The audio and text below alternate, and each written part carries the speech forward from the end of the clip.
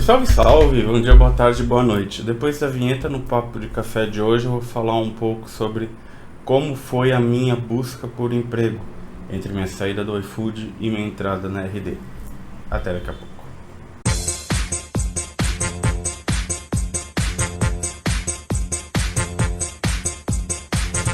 Legal, vamos lá. O Papo de Café de hoje eu resolvi fazer contando um pouco sobre isso. Um pouco também para falar como o misto de sensações que eu tive, né?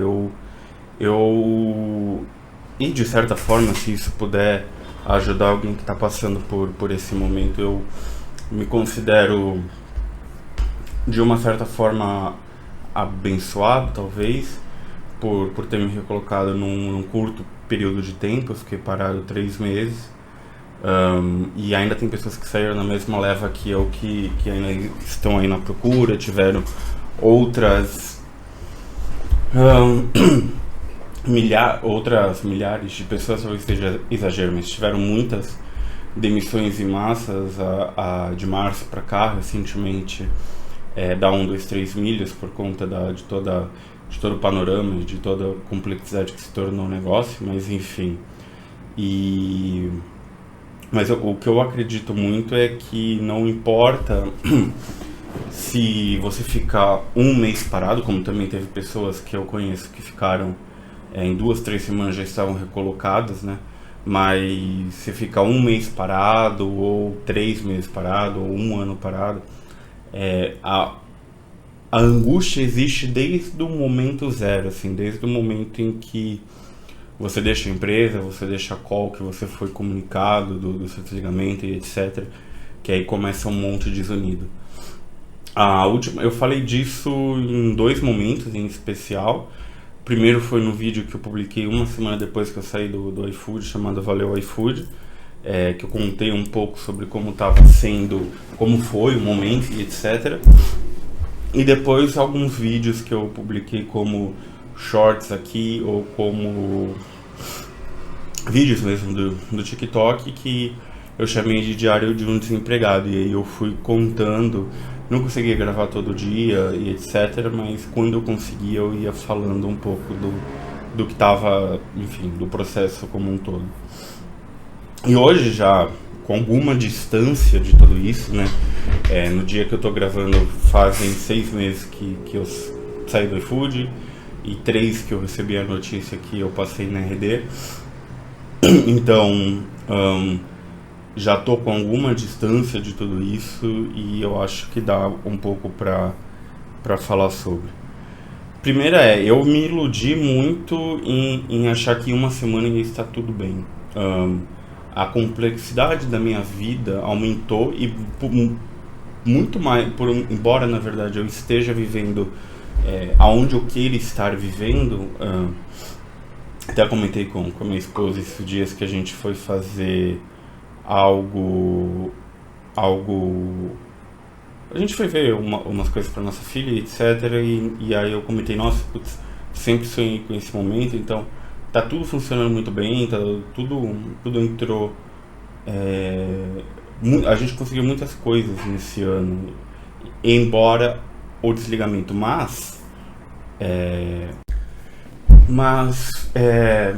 o que acontece?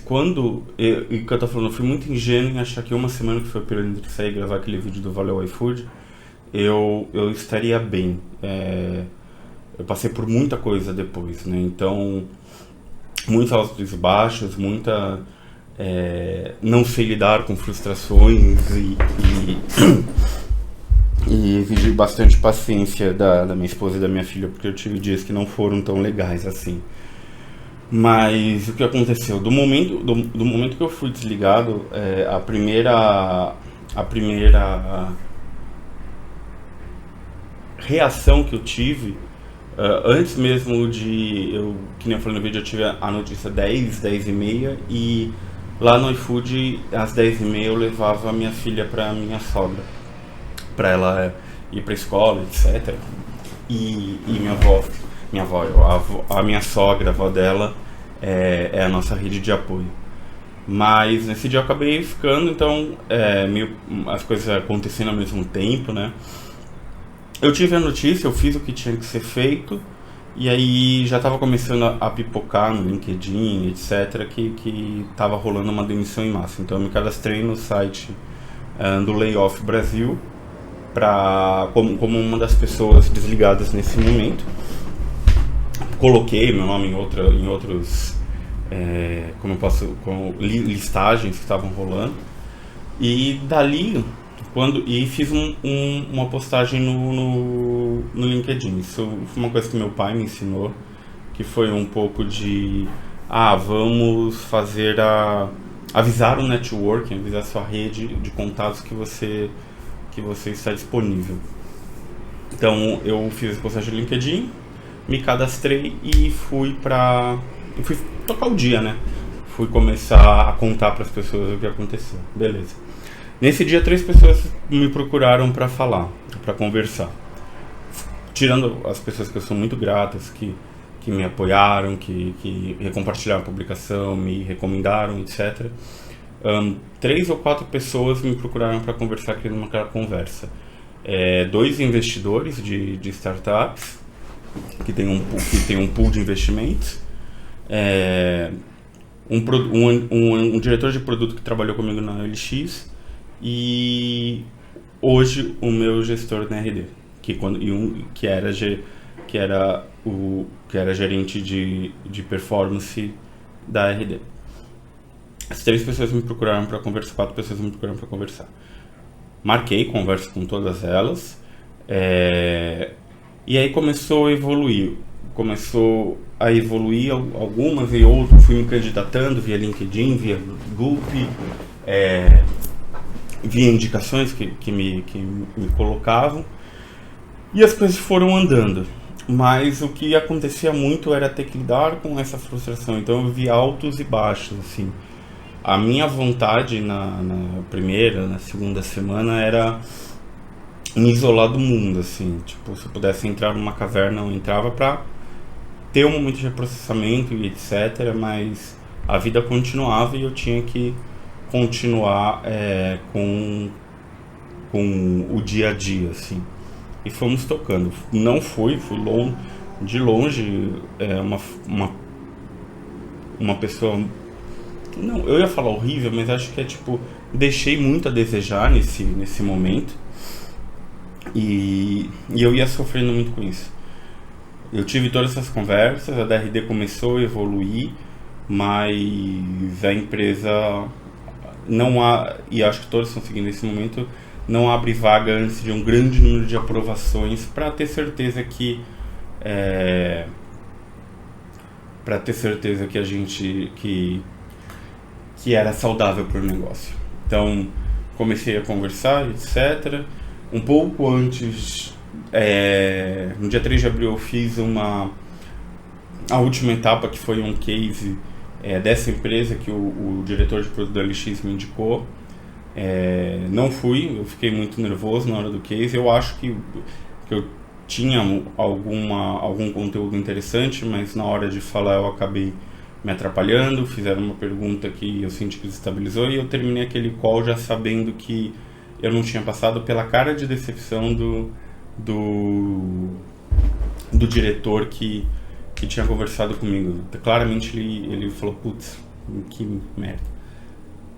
Por isso que particularmente eu não gosto de case. Não porque eu não passei por um case, mas porque eu sei que existem pessoas boas, como eu acho que eu tenho minhas qualidades, que ficam nervosas nesse momento, e às vezes você abre mão de ter alguém muito bom por conta de uma pressão que ainda não é o momento para você aplicar nela, sabe? Dali eu fui viajar, eu fiz uma viagem com minha esposa de 20 dias, porque seria minhas férias no iFood, já estava tudo comprado, etc. E gastaria-se mais tendo que adiar do que realmente fazendo. Então eu fui fazer essa viagem. Eu parei agora porque eu lembrei também, eu falei com um grande amigo meu, que é o Rafa Garcia. Ele tentou arranjar um espaço para mim na antiga empresa que ele atuava do setor de health tech, mas acabou também não avançando a conversa. Era algo que também eu fui lidando com muitas coisas que eu pensava, isso vai dar certo, e chegava não dava certo, coisas que dava muito, e coisas que eu não imaginei que iam dar certo, deram certo. Fui fazer a viagem, voltei da viagem, no meio da viagem eu tive essas negativas de 2 processos que eu estava fazendo antes de viajar. Também teve uma de uma Dark Kitchen que me procurou, e a gente fez essa conversa, e também eu tive essas 2 negativas, dessa do case e dessa Dark Kitchen. Então no meio da viagem eu tive que me segurar um pouco para falar, mano, eu não vou deixar isso me abalar, ou procurar pensar nisso na hora que eu estava sozinho, né? Então quando a minha esposa dormia, eu ficava um pouco acordado, remoía um pouco aquilo e tentava, porque era uma viagem muito esperada também, não podia... era uma viagem dessa que você não vai repetir tão cedo, ou talvez nunca mais repita. Então eu tinha que me focar no que eu estava fazendo lá. Beleza. Voltamos para o Brasil, tivemos que lidar com umas outras situações, mas nisso começou a andar a entrevista da RD. E aí começou a voltar essa parte da entrevista da RD. E nesse meio tempo eu tive uma outra conversa, por ironia do destino, era com a pessoa que eu ia substituir nessa que eu fiz o case antes de viajar e não passei. Essa vaga era para substituir ela na empresa que ela estava saindo. Aí ela me chamou para conversar da empresa atual. Tinha gostado bastante do desafio, sinceramente, mas também acabou não avançando. E nesse momento, em maio, eu comecei a me questionar muito cara, o que eu faço? Porque eu tô chegando, não é que não está chegando em entrevistas, tá chegando em entrevistas, eu tô conversando, eu estou avançando, eu tô falando, ou indo para fase de cases, ou indo para fase final, quando era só com o gestor contratante. O que estava acontecendo? E aí eu fui conversar com uma antiga colega de RH do Viva Real, que faz faz esse trabalho de mentoria, de entrevista, de currículo, que é a Renata Padilha. A gente marcou para bater um papo, e eu expliquei para ela, naquela época eu ia fazer uma entrevista para um desses bancos não é banco, desculpa, uma dessas empresas que você faz remessa para o exterior, câmbio para o exterior, que um colega que trabalhou comigo no Groupon tinha me chamado para conversar, etc. Acabou também não avançando, mas essa meio que eu já sabia, eu fui conversar, porque ele falou, não custa nada você entrar formalmente no processo, realmente não custa nada. Mas aí nesse meio tempo eu fui conversar com a Renata, e ela me explicou que às vezes não é porque você está numa entrevista e a pessoa deixa de ir para uma reunião ou alguma coisa atrás um pouco, continuar conversando com você, significa que ela te escolheu. Significa que ela estava interessada naquilo e ela estava avaliando aquele contorno. Da mesma forma que eu reclamei no LinkedIn que as empresas não davam retorno, e um antigo gestor da minha esposa veio conversar comigo no privado, e ele falou assim pra mim que às vezes a resposta negativa não vem rápido, porque ou o processo travou, ou eles estão esperando realmente finalizar o processo para descartar os candidatos, então eles não podem dar uma negativa em primeiro momento sem ter a certeza que realmente é uma negativa. E essas coisas foram me tranquilizando. Ao mesmo tempo, eu aprendi a perguntar como eu estava frente aos processos, né? E de todos, o único que eu não tinha tido a negativa era o da RD. E eu fui perguntar pro Vini, que é hoje o meu gestor, como é que tava. E ele falou, cara, ainda tá rolando, a gente não desistiu, a gente só tá enfrentando as partes de aprovação interna e tudo. E dali 2, 3 dias ele me chamou, agora a gente já tem mais ou menos fechado o escopo, vamos bater um papo de novo? Batemos o papo, dali ele marcou com a business partner do RH, e dali foi avançando. E aí eu fiquei esperando ainda um tempo, e bastante ansioso. Eu agradeço a paciência tanto do Vini quanto da Bárbara, que é do RH, que eu fiquei perguntando e aí, porque eu já estava ficando ansioso. E passou por momentos muito legais. Minha sobrinha nasceu, a gente foram momentos, a gente tomou algumas decisões aqui em casa que foram bem legais. E aí no final, no dia 30 de maio, um dia antes do aniversário da minha filha, a Bárbara ligou e falou que deu tudo certo e eu entrei na RD. Falando assim, foram 3 meses, de muita negativa. Eu acredito que era para eu estar onde eu estou e que tudo ia dar errado mesmo, porque que era para dar certo a RD. Mas como eu ainda não sabia disso, eu me questionei muito nesse negócio de não chegar até lá e falhar nas entrevistas, o que estava acontecendo, etc. Então, o meu conselho final que eu deixo primeiro, não tenham o ego ou a vergonha de colocar que você está precisando, que você está procurando emprego. Se eu não tivesse colocado o meu nome nessas listagens que saíram de layoff assim que eu saí, provavelmente eu não teria sido descoberto pela RD. O segundo ponto você vai fazer entrevistas, não é aquela parte, isso acho que todos já sabem, estuda essa história, estuda a empresa, faça pergunta, etc. Mas é muito ter confiança no que você faz. Então, você pode ter feito 1 milhão de coisas. Se tiver uma que você confia muito, vai nela que você confia muito, porque você vai conseguir contar essa história com muita confiança e isso vai trazer segurança para quem está te escutando. E a segunda é tentar descrever o máximo possível os resultados que você trouxe e o que você não trouxe de resultado, para quem que você colaborou. Então, com quem de nível mais executivo você teve contato, porque isso conta também.